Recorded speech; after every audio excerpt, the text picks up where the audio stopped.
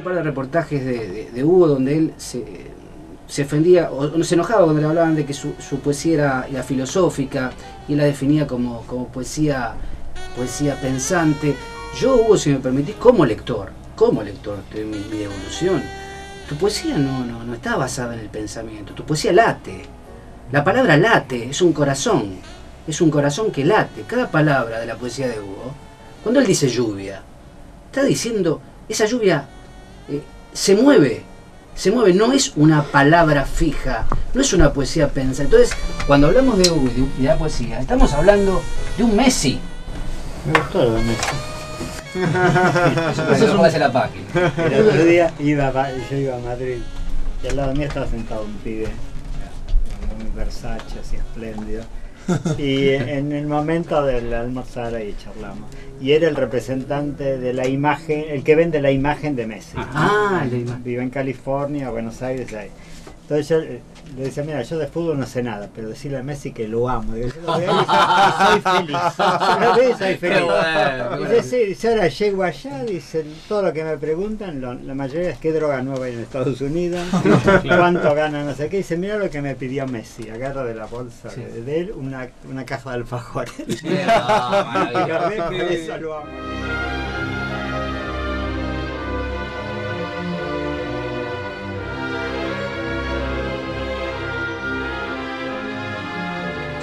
Con Hugo Mujica, qué invitado de lujo, señores, qué invitado de lujo que les he traído hoy. Javier. Sí, habíamos quedado que humildemente como lector consideramos a Hugo el Messi de la poesía en este momento, y es argentino y lo tenemos pero que escuchar. Hugo en la pausa me dijo que no sabía nada de fútbol, que una comparación pero un poco exagerada. Yo dije no sé nada de fútbol, pero vamos, lo único que sé es que Messi me hace feliz.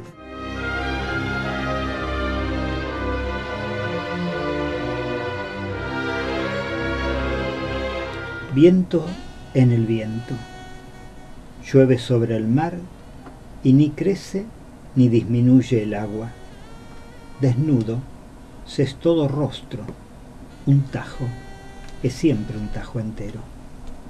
Hace apenas días murió mi padre, hace apenas tanto. Cayó sin peso, como los párpados al llegar la noche o una hoja cuando el viento no arranca, a cuna.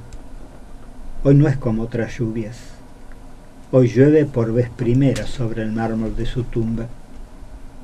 Bajo cada lluvia podría ser yo quien yace. Ahora lo sé, ahora que he muerto en otro. ¿Cuánto esa madre que probablemente decide amar a ese hijo y decide amarlo dentro de su muro y dentro de su posesión absoluta, cómo también condiciona, es lo que decís vos, ¿no? Cómo en parte somos y en parte condicionamos. Sí, condiciona, no destina, claro, pero condiciona. Sí, no, digo, creo que la situación más difícil que hay es precisamente generar un hijo desde la causalidad de la libertad y no de la necesidad de uno, ¿no? Yo creo que lo difícil es porque el hijo es, o sea, mi hijo soy yo en otro sin derecho sobre mí. Muy bueno. Hugo, y ese intento tendría que estar, por decirlo de alguna manera, teñido de qué, digamos, el intento justamente de hacer eso que estás diciendo, ¿no? ¿Cómo sería ese intento, no? Y el intento es quizás eso que solemos llamar generosidad, ¿no? Que viene de generar pero para que el otro sea libre, no generar para extenderme yo.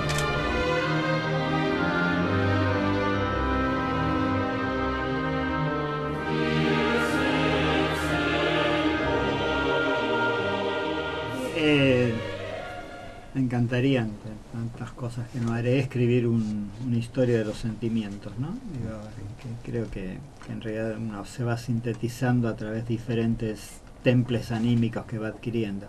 Y creo que cuando desarrollé eso era la idea de que por muchos años casi una meta de mi vida era la paz, ¿no? Y después entendí que la paz implicaba un recorte sobre la existencia, porque para que haya paz tenés que dejar afuera el conflicto, y el conflicto también es vida y sobre todo es crecimiento.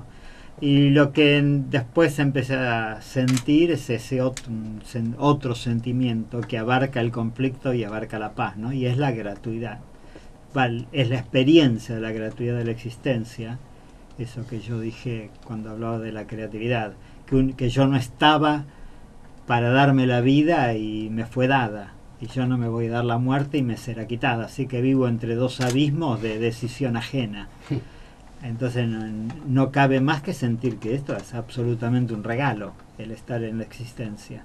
Y la respuesta a esa gratuidad es la gratitud, ¿no? El sentir que uno no tuvo ni siquiera la violencia de merecerla y la recibió.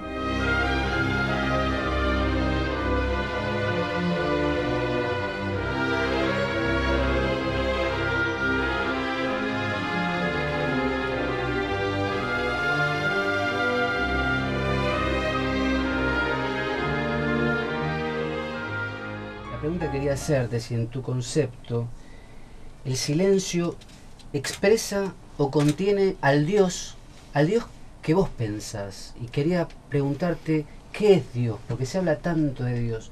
¿Cuál es el Dios? ¿De qué Dios estamos hablando cuando estamos hablando de Dios? Y no sé, depende de quién lo esté diciendo. Vos. La pregunta es hacia yo, vos. a mí. Exacto. Como te subiste a mi carro y dijiste hablamos. Pues soy tu lector, así que no, creí que decías la humanidad. Así. No. A vos, la pregunta es a vos. No sé, digo, precisamente es ese lugar donde yo siempre digo que si uno tira el cerebro, ¿no? En el buen sentido, todo lo lejos que pueda ir, en el momento que ya no va más lejos y cae, de ahí en adelante aparece Dios, ¿no?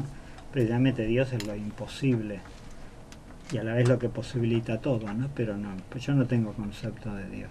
Me gusta mucho ese concepto de sacar el cerebro y tirarlo lo más lejos posible. Eso es buenísimo. Me gusta mucho esa idea. Esa es de Messi, te dije, esa jugada es de Messi. Me gusta esa mucho. jugada no la escuchás.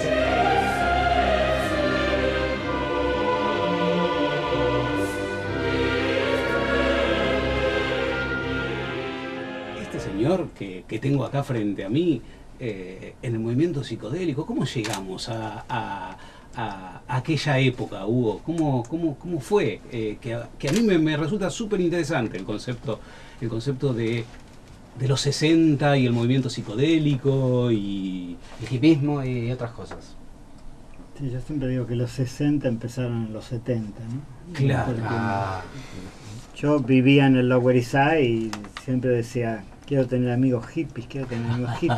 Y una vez una mujer hablando conmigo me dijo, porque ustedes los hippies, y ahí me di cuenta que yo también era hippie. Es medio armado el concepto. Es medio armado el concepto.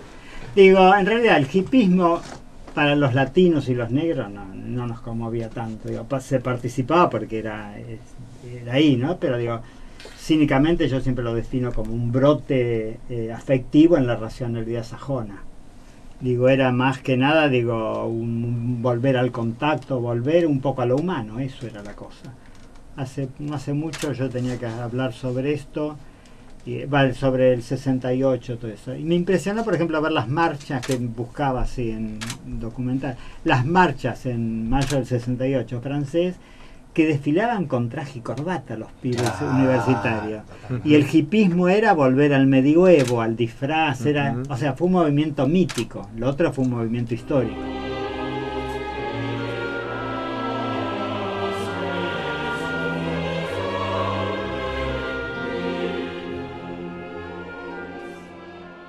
Creo que ya el grado de control que tenemos subsume todo otro intento. Como los 60 fueron subsumidos, los 60 perdieron. ¿Estamos perdidos? Los 60 terminaron en los 80, que fue la era del dinero. O si no, digamos, o estamos perdidos, y si no estamos perdidos, para pensar que algo nos puede rescatar, ¿qué sería lo que nos puede rescatar si uno pudiese...? Claro, esa es una pregunta muy moderna, ¿no? Como ¿qué dependería de nosotros? Digo, es la primera vez, digamos, que podría existir un planteo así. ¿Qué hacemos, no? Y creo que el problema es que todo lo estamos haciendo nosotros y no está entrando vida, como decía, ¿no? Antes de que...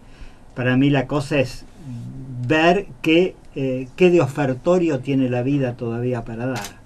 Nosotros avanzamos sabiendo ya lo que hay y tratando de usufructuar eso cada vez más aceleradamente.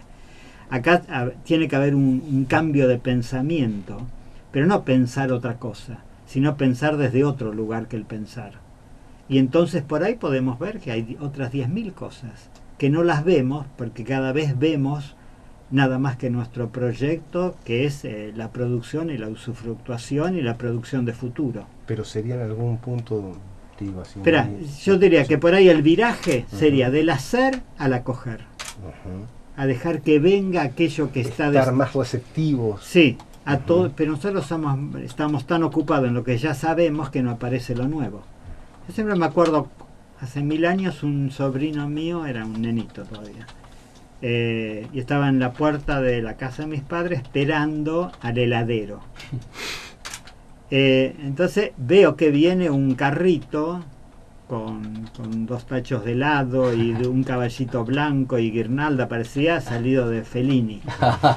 Y mi sobrino impertérrito pasó así, nada. Y después venía un croto con una lata, que era el que él sabía que era un heladero. Qué bueno. ¿No? Y por ahí nosotros estamos viendo, bueno, ¿qué hacemos desde lo que ya sabemos? Pero nos hemos cerrado a lo que no sabemos. Y lo que no sabemos no lo podemos hacer. Porque, como decía al principio, el mundo es novedad. Y nosotros no estamos abiertos a la novedad. Estamos abiertos, de nuevo, a la usufructuación de lo que ya controlamos.